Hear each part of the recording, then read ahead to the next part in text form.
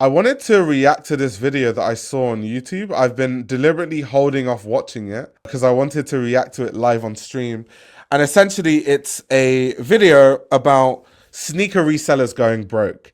Now, this is actually so fascinating to me because, as most of you will know, when I first got into fashion, I was a sneaker reseller because the first brand I ever got into was Yohji Yamamoto, as most of you know. And obviously, if any of you know anything about Yohji, Yohji mainline is stupidly expensive. Like, it's just outrageously expensive. So I had to resell Supreme, resell Palace at the time, resell sneakers. And all that money was how I was able to afford Ys and Y3 and the odd Yohji mainline piece here and there and Anime Star and all those pieces. So I kind of have a fond connection to the sneaker community because of it. But I just think that the hype of, you know, sneaker culture in general is not the same. Like the amount of money that I used to make reselling sneakers was insane back then. I don't even think you could anymore. So I'm curious because I don't really follow sneaker culture the way I used to when I was a reseller. So this will be interesting to react to. But let's watch. Does anyone want to explain why shoes are literally just dying right now? I own a sneaker store and we've been struggling for the last couple months. And y'all can say, oh, it's because you overprice things. And I know what you're going to say. Oh, it's a Yeezy. You're overpricing it. It's $110. Retails like 2 something. Market's like 190. I'm pricing it at 110. It's brand new. Sneaker resellers are down bad and now have to finally get real jobs. For over a decade now, sneaker reselling has went from a niche hobby into a culture that takes advantage of genuine enthusiasts and collectors. Resellers convince themselves that they were entrepreneurs running legitimate businesses, but they're just scalpers who add zero value to society. They buy up the products meant for consumers, hoard them all in their mom's basement, and then just suck out the money from all the people who just Let's relax. Sneaker resellers are definitely entrepreneurs. Like if you're setting up, like some of these sneaker resellers had like sophisticated systems. I definitely think that sneaker reselling is like problematic because one of the issues with just reselling in general, and this is kind of why I stopped it, because I just think like ethically, it stops the people that would actually wear the stuff from having access to it, because obviously a lot of people can't afford the resale price of a lot of things. So if they can't snag it at retail price, then they just can't afford it. So it takes those products away from people that would probably really enjoy those items and probably wear them for years. So there's definitely an issue with it. But to say that they're not entrepreneurs, I think is a bit of a stretch. They definitely are. There's sneaker resellers that used to make millions. They're definitely entrepreneurs. want to wear the damn shoes. But luckily, now resellers are stuck with inventory that they can't move. Shoes that used to flip for $500 are now sitting at $200 or under with no buyers. These stores that built their entire business model around resale are now struggling to pay their rent. And the people who made it their full-time job are realizing that they're essentially unemployed with no transferable skills. For years, resellers operated under this delusion that they were running a legitimate business. They'd post on social media about their operations, their inventory, their profit margins. They like to talk about sneakers like they're trading stocks and they're a finance bro who lives in New York City. Resellers have now killed the community that they claim to love and be a part of. Yeah, that customer wanted $100 for those dead stock metallic fives. I told him that's I can do is $50 store. Let me tell you guys when I stopped reselling sneakers, because I wasn't like a big reseller. I literally used to buy one pair. I used to queue up in the cold weather or overnight. I used to buy one pair and resell that one pair. I was never a huge, a huge person that used to get, some resellers used to buy like 50, 100. I was never that person. But let me show you guys why I stopped reselling. I'll tell you guys a story. So these shoes here, these V-Lone Air Force Ones, right? So sneaker reselling used to be a very nice community. The same thing with like Supreme and most things, right? Because less people knew about it. So I was just the guy that was really into fashion. Like into my Yohji and my Andermelemeister and all those sort of things, right? And I just used to resell so I could have some extra money to buy the stuff that I wanted to wear. Fine. Other people were there because there were skate kids, or other kids that were there because they were models, and so they would resell so they could go to Milan for a casting. Or like there were very like genuine reasons why people are reselling. I don't think anyone ever resold to get rich. It was never like we're trying to resell to become rich, or it's like a business model. All of us kind of used to resell because we wanted to like buy something specific, or like go on this one holiday, or like I said with the models, go on this one casting. And so it was just a genuine community. I'm actually really good friends with a lot of people I used to resell with, because a lot of them now creative directors at brands, designers, some of them are big models now, stylists, creative people, just like photographers. Really, really cool people. So that was when sneaker culture, fashion culture, to me, that was the peak of it, when everything was like normal and it was full of normal people. But as time started to progress, other people that were outside of this community started to realize, oh, you can make a lot of money reselling. So something as simple as, for example, there never needed to be security at these drops, because everyone would kind of just take care of each other, and we all used to follow the same list. When all these other people started getting involved, we would follow a list, and then some people would be like, well, I'm not following that list. Why should I follow that list? And then people start arguing, and then people start fighting, then it would get violent. Eventually, it would get so violent, people would get stabbed. That's why Supreme had to start hiring loads of security. Palace had loads of security.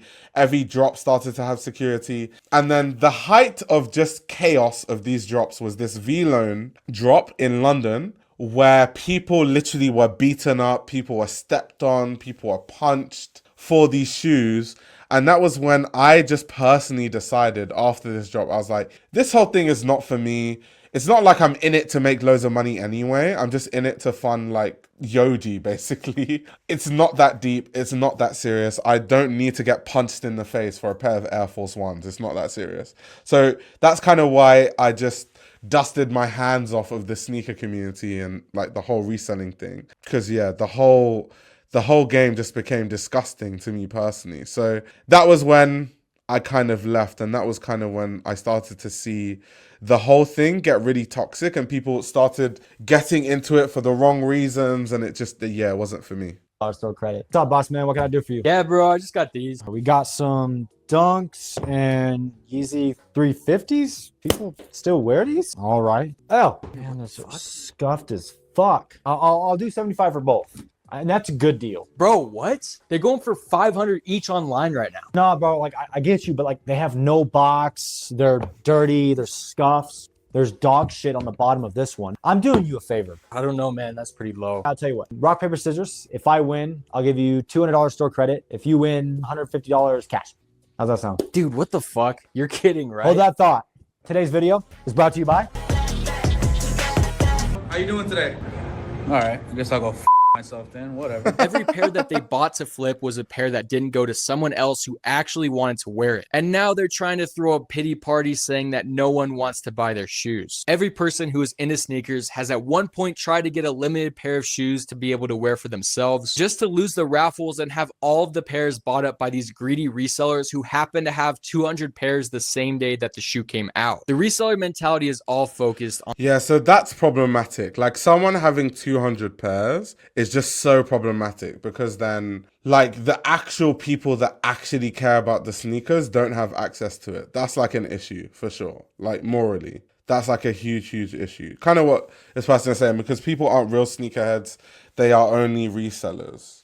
Yeah, I agree. Because even when I used to resell sneakers, I was actually a sneakerhead myself. I still am, to be fair. I just don't have unlimited money, so I sold a lot of my sneakers so I could buy like boots and loafers that I want to wear. But yeah, 200 is insane to me. Like just buying 200 is just crazy. I remember when I gracefully bowed out of the sneaker game when the Concord 11s came out.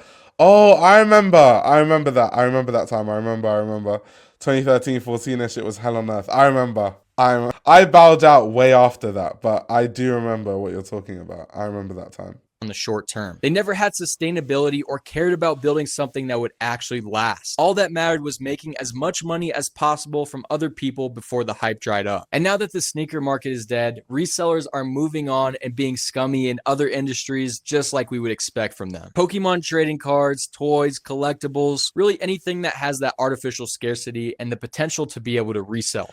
So this is the thing, right? This is the problem with like reselling in general. Because of this idea of like reselling sneakers, I feel like people just do it with everything now. Like you can't even buy concert tickets anymore. Like you have to be, I remember when I was younger, if Beyonce announced a concert ticket, if you wanted to go to the Beyonce concert, you could just buy the tickets. Like so long as you buy it within like the first day or two, because after a couple of days it will be sold out. But anyone that wanted to really go, you could actually go. You could actually find tickets. Now you just have these resellers that just bought all the tickets, and then you just can't buy anything without paying resale prices. People bought everything. They bought like sports tickets. And that's why it's annoying. It's just started to become resellers are just doing everything. Like look at Labubus, for example. Resellers started buying up all the Labubu. It's just so annoying. It's actually so disgusting. Only thing that mattered was making money and exploiting whatever market that they could just to profit. Look at all of the popular sneaker stores that used to be popular 10 years ago. They went from solely selling sneakers to now selling Labubus and doing whatnot streams where they're pretty much begging people to buy overpriced toys. This is the most pathetic and desperate attempt to keep their business alive. They're trying to replicate the sneaker resale model in a different market, and they use the same tactics because it is all focused on the same scarcity. And the thing is, every market that they touch, they will eventually destroy because their business model is just unsustainable. They don't help the communities, they don't create value, and they don't contribute anything positive. And then they move on to the next thing. And we could see the same exact pattern happen right now with Pokemon cards. A few years ago, these same people began flooding into the trading card market whenever they saw the prices start to explode. The vintage Pokemon cards that sat in binders for years suddenly became worth thousands of dollars. And the resellers saw this as an opportunity to make more money. They bought up everything they could, from booster boxes, ETBs, individual cards, any sort of sealed product. But the same thing is happening now that always happens whenever resellers join a market: oversaturation. The Pokemon company has started printing more, and the supply is finally catching up with the demand. And now a lot of the cards that were selling for thousands of dollars are barely moving for a fraction of the price. And these Pokemon cards, Do you know what? That's hilarious though, because some of these resellers, they probably like buy these cards in bulk and then they sat on it thinking that the value was going to go up, and the value went down. So I do find it funny when he was like, a lot of these resellers, they act like, you know, they're finance bros, and they talk about these things like their stocks and shares. And they act like their stocks and shares, and now the value of their Pokemon cards are just like, they've gone down drastically and they've lost loads of money. That's funny. scalpers are now stuck with all of the inventory that they couldn't sell, just like the resellers with sneakers. We've seen the same exact pattern repeat across multiple industries. And the worst part is they're going to do this again and again with every single industry until people stop buying from them. It's so pathetic to see how many resellers have moved on to Labubus and Pokemon cards whenever their market died. The main problem is greed, and they become a plague to every single hobby that they touch. For years within sneakers, Nike and other brands carefully controlled the supply of their most hype releases. They intentionally put out limited quantities, they did exclusive collaborations, they even did regional drops only coming out in certain parts of the world, and all of this was designed to create that sense of urgency. The more scarce that the products are, the more they drove demand, and then that demand later translated into increased prices on a secondary market. But then everything shifted a few years ago. Nike realized how much money that they were actually leaving on the table. They could make way more money just by flooding the market. So instead of releasing one colorway of a popular shoe every year, they started releasing one. I love that Nike did that, because I remember when I used to resell, like in the earlier time when it wasn't as problematic, I don't think that Nike cared about flooding the market, or any of the brands, Adidas, Nike. And the reason why they didn't care is because the sneakers were still in the community, kind of like being worn. Because I was always a sneakerhead, so I knew a lot of the sneakers that I was buying, they were so limited that I could wear them myself for like a year or two. and then sell them for slightly more than I bought them for used because of how hyped they are. So most of the shoes that I bought, I would wear them for a while and then sell and then resell them and then use the extra money to then buy the Yohji and stuff. But like, so it was still being worn by people in the community. But once Nike started to realize that there's this massive secondhand market and we aren't seeing any of the money, that's when they started flooding the market and like Jordan 1s everywhere, Dunks everywhere. When I was younger, it was so hard to get your hands on Dunks. Like, especially for someone like me, because I live in London, but I was really into sneakers because I used to play basketball. So I used to see the kind of sneakers that people are wearing in the US, and then I would like get people to buy me shoes. Like my dad would go to the US for work, and then I would get him to like buy me like Dunks and like blazers and crazy colorways that we wouldn't get in the UK and stuff like that. So in the UK, it was even more of like a niche thing, like really niche. So it was just so different when all this reselling started happening and no one was actually wearing the shoes that they were buying. People are just solely buying it to sell it, like an entrepreneur. That's why I was like, you can't say they're not entrepreneurs. So yeah, once Nike started flooding the market, it was RIP for these resellers. Every month. Dunks, Jordan 1s, Jordan 4s, all of these shoes that were previously always hyped and had resale value were just being pumped out and oversaturated. And when Nike increased the supply, it was actually a really positive thing for everyone. The resellers loved it because they were able to grab up more pairs and have more opportunities to make money. And the consumers also had more releases and a higher number of stock to actually be able to get the shoes that they want. But eventually the market hit that saturation point. Really, consumers only have so much money and so much space in their closet. It's like whenever you own 10 pairs of Dunks or even 10 pairs of Jordans, that 11th pair doesn't really feel as special as it used to. The resellers kept buying and they stockpiled hundreds of pairs, expecting to flip them for profit down the line. But the demand never really came back. Or really, the demand did come, but it was met with so much supply that the prices stayed at or below retail. Resellers are now finding themselves sitting on a mountain worth of dead stock with no buyers. The way they talk about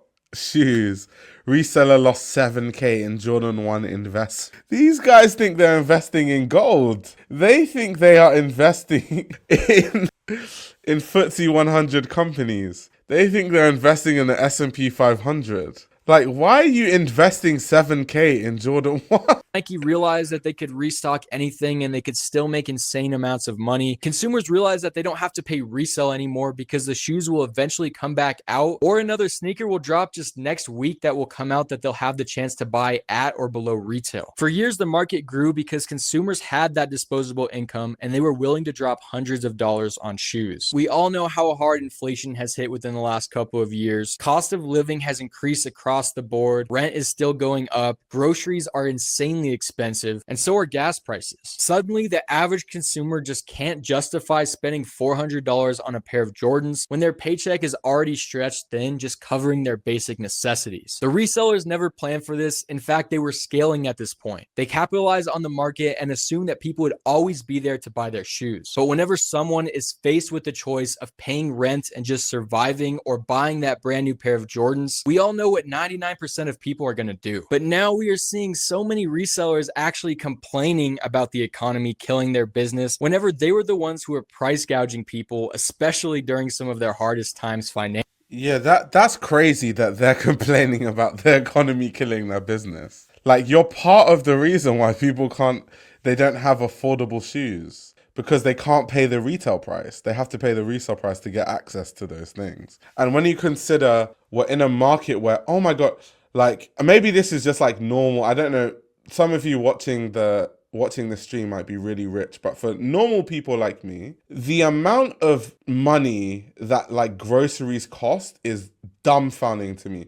If I was to think of like my grocery bill, like my weekly grocery bill, buying the exact same things just before COVID happened versus now, which is not really that long, versus how high on average wages have increased, it's outrageous. Like, I would say since before COVID started, my grocery cost and buying the exact same things has definitely like gone up 6 times, which is insane because wages on average have not increased 6 times. So when you consider we're in that kind of economy, Of course people can't afford to buy like all these kind of sneakers and stuff. Of course. Like it makes all the sense in the world. Like literally, it makes all the sense. Financially. I think it's ironic as much as it is pathetic. This has just exposed how fragile their entire business model really was from the start. Resellers who quit their jobs to flip shoes full time are now finding themselves with no income and no way to pay their bills. The dumbasses who took out loans to buy inventory in bulk are now going underwater, and they're unable to sell the stock that they've been hoarding for years for even a fraction of what they paid. Reselling is never a stable career path. It's kind of always been like that gold rush where people are making money selling the shovels, not actually going and doing the work and finding the gold. These people are... This guy is correct. Like reselling was never ever something that was sustainable. Like that's why even I said earlier, all of us that used to resell, first of all, we weren't resellers in the sense of like we used to buy in bulk. We were just like buying shoes and then wearing some, and then if we had like more than one pair, we would resell it, use that money to buy stuff that we need or whatever.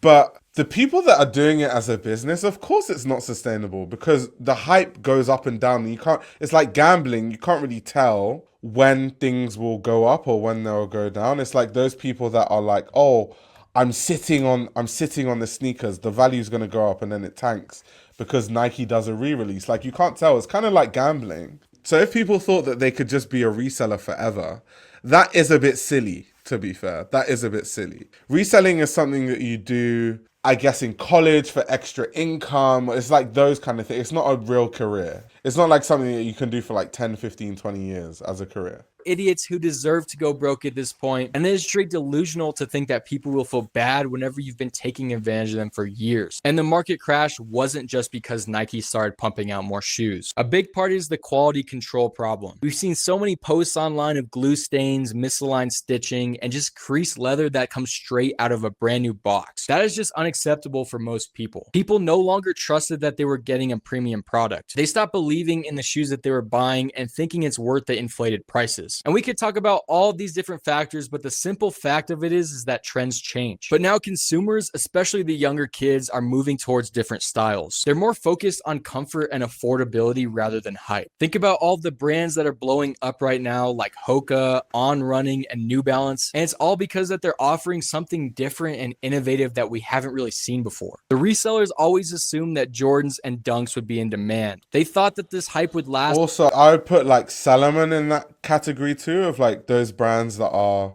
kind of taking Nike's market share and people wear a lot in like fashionable ways.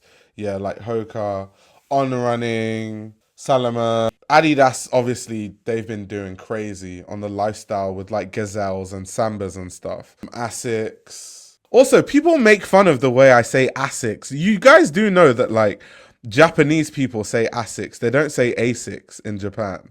Just letting you guys know, because people always make fun of me when I say it that way. Yeah, Puma's doing really well, of course, with the Speed Cats. So yeah, it's just, I actually love it that it's like that, because when there's less hype, it means people actually just buy the shoes that they like. When everything is available to you, people just genuinely buy the shoes that they like versus the hype stuff, to be honest. So yeah.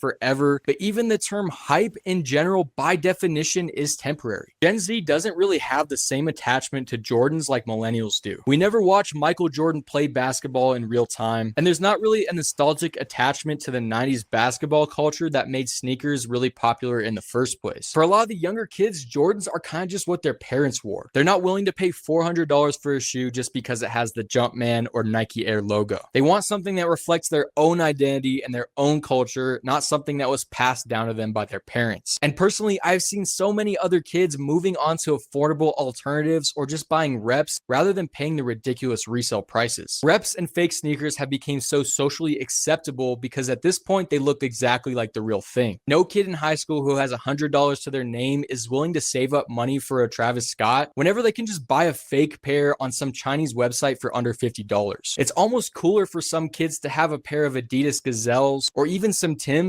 over having that newest Air Jordan release. And it's so satisfying now that the sneaker resellers are actually losing money. But one of the most irritating and false narratives of resellers is that they think that they're entrepreneurs. Yeah, okay, I don't know about the reps. The argument, we've talked about reps on this channel. The problem with reps is that you don't know where that money is going. So a lot of let's say like companies that sell replicas are tied to like organized crime, and like some of these criminal organizations are people that are involved in like human trafficking, and you know, they murder people and stuff like that. So it's not, I think when people are like, oh, we're paying less, it's reps, it's not like a victimless crime. I think people act like it's a victimless crime. I don't think people realize that, you know, you're literally funding criminal organizations. But, you know, that's a conversation for another day. Entrepreneurship involves creating actual value, solving problems, and building something that didn't exist before. Whenever you buy something that already exists and just mark up the price, you're just a scalper. Resellers love to present themselves as these business-minded hustlers, talking about growing their empire. They show off their inventory like it's a portfolio. They talk about them like they're investments. But if you strip away all this fake branding and marketing, they're just buying shoes and selling them at a higher price. Real entrepreneurs take risks. They invest time, money, and effort into building something that actually provides value to others. And it's so frustrating seeing all of the dying businesses and resellers complain that no one can afford to buy their shoes anymore. They're making all of these pity posts on social media and acting entitled. I've seen resellers posting their sob stories about how they're struggling now, how they can't afford to pay their bills, how they don't know what to do anymore. And while I don't wish financial hardship on anybody, I feel like there's consequences that need to be addressed. If you built your entire income around a resale business model, you shouldn't act surprised whenever the bubble bursts. And this fake 100%, like, because I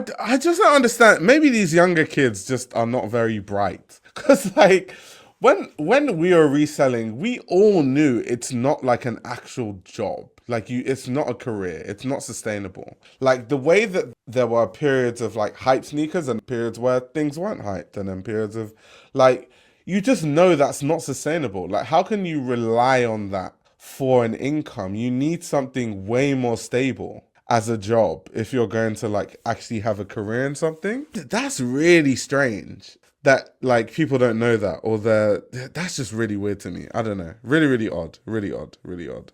entrepreneurship narrative has also done so much damage, especially to younger kids who looked at resellers and thought that it was a viable career path. These kids in high school and college started reselling thinking that they could quit their jobs and make a livable wage just by flipping shoes. And now those same kids are realizing how many years that they've wasted. They developed a Do you know what's wrong with the internet? So the problem with the internet is that there tends to be this whole like, there's a section of the internet where it's like, you don't have to be part of the rat race. Like, no, like people that are smart don't do 9 to 5s. Like, be an entrepreneur. And the problem with all that rhetoric is, even if you're a business owner or you're an influencer, whatever you want to do, it takes time and effort and research and work. Like, I've been on YouTube now for like 10 years. Like 10 years.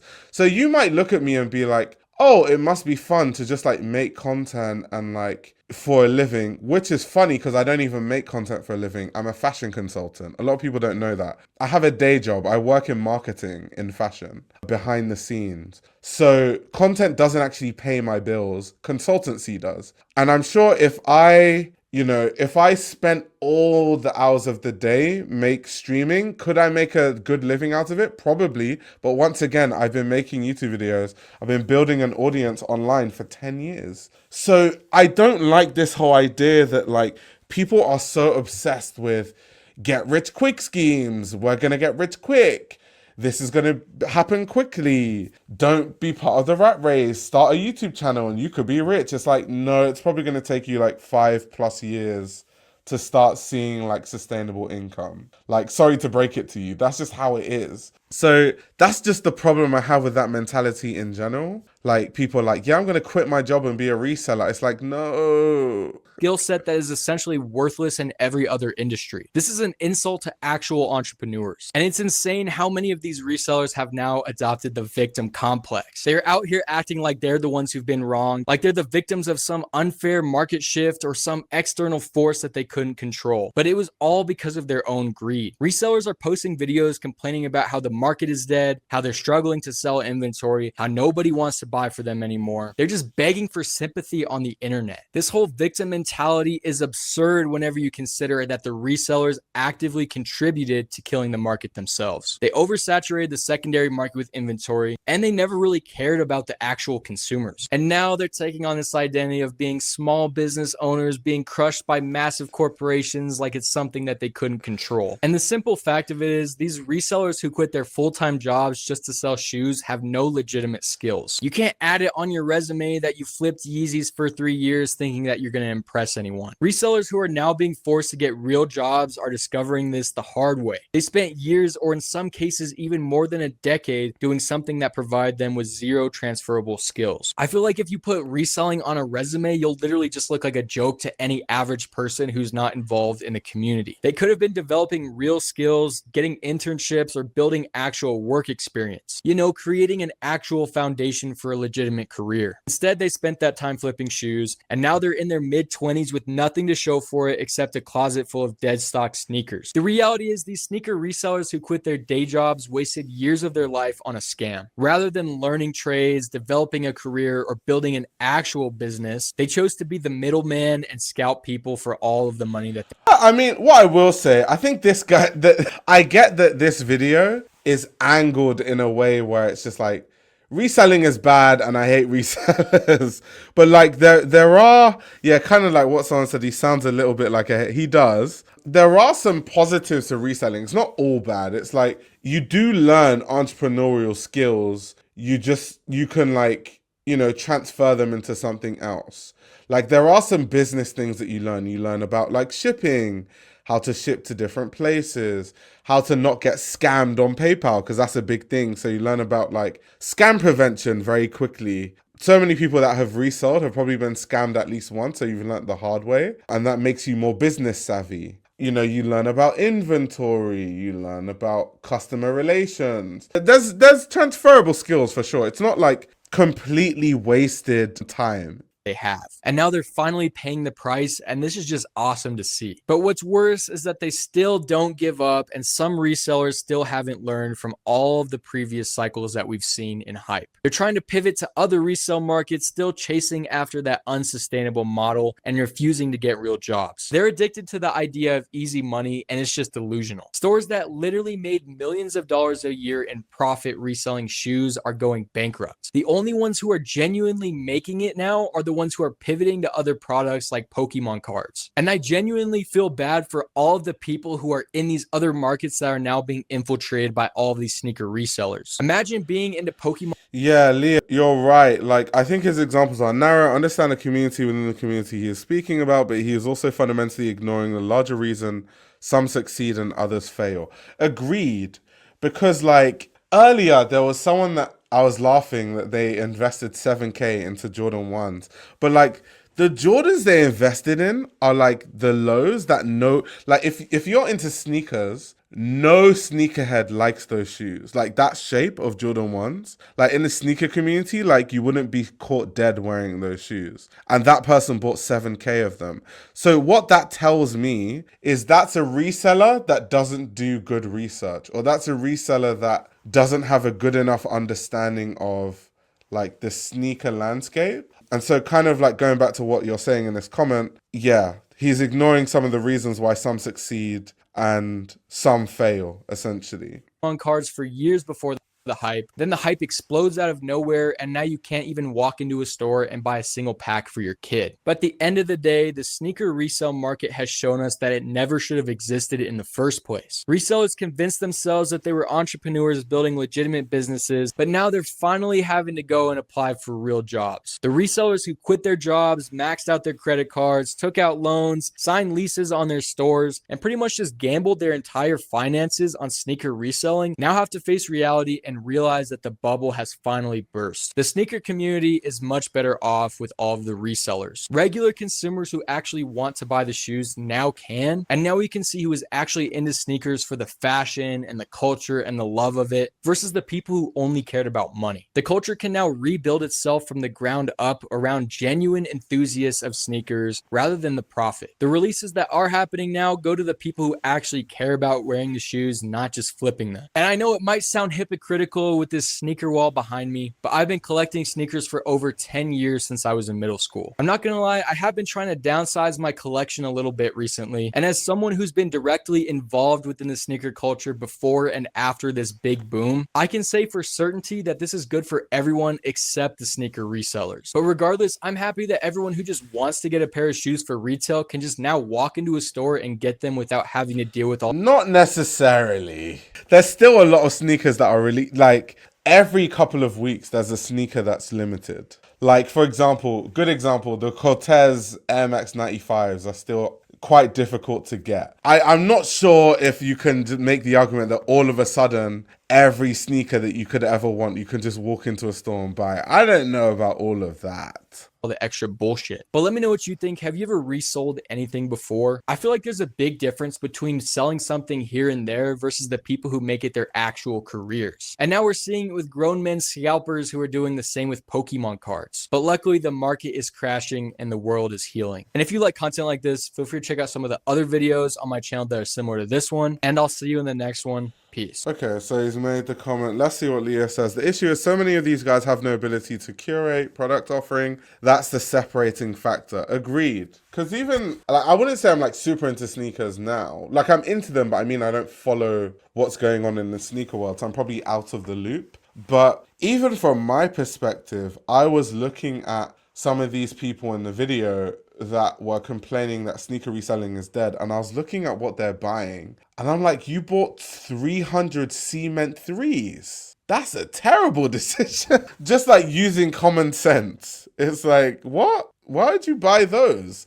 Like, if I was a foot sneaker reseller now, there's things I would buy. Like, if I was a reseller, I would have bought, yeah, and Leah saying it's just Nike, exactly. Because if I was a reseller, I would resell, like, when I was in Paris for Paris Fashion Week, I would have gone into the Chanel store and bought those Chanel heels that everyone is wearing, those pumps. And I definitely would have found customers to resell that to, and I would have made good money from that. Like, I would have just found interesting things. You just have to do your research. You can't just, like, buy 200 Panda Dunks and try and resell. It's such a bad strategy. I just don't understand. And this is like, this is what I don't understand. People are so bad at their jobs, you know, like people quit their 9 to 5 to be resellers just to not even do good enough market research. Like, that doesn't make any sense to me. Because also, even if you have the common stuff, you're offering a mix of other brands also allows you to ship off the common brands. Because a customer will come for one and buy another after trust is built. 100%. 100%. AI wouldn't tell you to do that. So are you trying to say that a lot of these people get their reselling strategy from AI? They type into ChatGPT, what's the best sneakers to buy? I'm a reseller. Ton said reselling designer clothes. I think it's more of like, I guess it's more of like a proxy than reselling. I'm not sure if you guys know what proxying is, but it's like a proxy is when you buy something for someone and then they pay you to basically shop on their behalf. So they tell you what they want to buy and then you charge them a fee for doing that. Maybe it's because like there's people I know personally. So like there's people that I can call right now and be like, what do you want from this Chanel drop? If you pay me $500 now, I'll line up for Chanel and I'll buy everything you want. Like literally, I know people that I could do that with. So I don't know, if you're going to make like reselling your full-time job, I just feel like you need to expand a bit. You need to know like good proxying that you can do, do more market research in terms of reselling, diversify the brands that you use and you get into and you resell. I don't know. People expect resellers to sell something exclusive and something rare. If they wanted to buy stuff like Panda Dunks, they'll simply wait until they get a restock from retail stores. Yeah, 100%. That's why I was like, it didn't make sense that people are buying like 100 Panda Dunks. Like, that's so stupid. It's so stupid. Also, someone earlier said that they think that Pokemon reselling is a gateway into gambling, and I totally agree, because all that stuff is gambling. Like, you don't know where the market is going. You're not an executive at Nike. You don't know if Nike are planning a re-release of that, you know, pair of sneakers that you've been sitting on for 2 years to maximize your profit. You don't know if like 2 days from now, Nike is going to announce a re-release and then the value of your sneaker is going to plummet. That is literally gambling. It's literally gambling. People just mentally try to convince themselves otherwise. It is quite funny, to be honest. It's very funny. Leo says his Pokemon card example is so dry. Oh my gosh, that's funny. But also a huge thing, reselling goods that have manufactured scarcity, like Nike sneakers. You are running a race against manufacturers fixing the market. 100%. Just like I said earlier, once Nike started to see how massive the secondhand market was, they were like, well, our way of getting a slice of the pie is just to flood the market with more products. The only problem with Nike doing that, and I think this is why Nike is now struggling in terms of like they're losing so much market share all across the board, is because Nike is too overexposed, and so it's not as cool. It's hard for a brand to be cool when a brand is that overexposed. Like, there's not much storytelling when everyone has the same shoe. When everyone has the same Panda Dunk, you can't really do the level of storytelling that Nike used to do before. So that's the only problem with them flooding the market, I think. The shoe game is 100% better since the resale game died. Yeah, agreed. To an extent, though, because some sneakers are really hard to get your hands on. So I think it just depends, to be very honest with you. I think it just depends. Yeah, it really depends. Reselling became scalping. It used to be selling something people normally wouldn't be able to get, like Capital, which is exclusively sold in Japan. Agreed. I think they decided to refocus on stopping reselling and are planning a massive turnaround in it. Culture. So I don't really, because once again, I'm based in the UK. So based on like the consultancy work I do, I know a lot of like behind the scenes information about like how much market share Nike is losing. I mean, Nike is a brand that I work with, but the level of market share that Nike has been losing, it can't be deliberate, basically is the point I'm making. Essentially, they've lost way too much market share for it to be deliberate. It's more to do with like, okay, so for example, a good example is one of the things that Nike did strategically was they reduced the amount of stockists that stocked Nike shoes because they wanted to sell more direct to consumer. But then what happened was their projections for their D2C sales the sales ended up not being as good as the projections. So then they were scrambling, and then they tried to like bring back these partnerships that they had with these retailers. And then those retailers responded by saying, well, when you guys withdrew all the products from our stores, we used that as an opportunity to open an account with On Running and with Hoka and with Salomon. And so now, because these sneakers are selling so well, there's absolutely no reason for us to reopen the Nike account when these other shoes are selling really well. So that's actually what has happened over time. So they just need to build trust with retailers and so many other things that they need to do. But that was like a big reason why Nike lost a lot of money and a lot of market share. It's out of their own decision from pulling stuff from stores, thinking that they could sell everything direct to consumers because they were being greedy, and then it backfired is basically what happened, at least to Nike specifically. So yeah, that was essentially the deal with that one. That was the deal with that.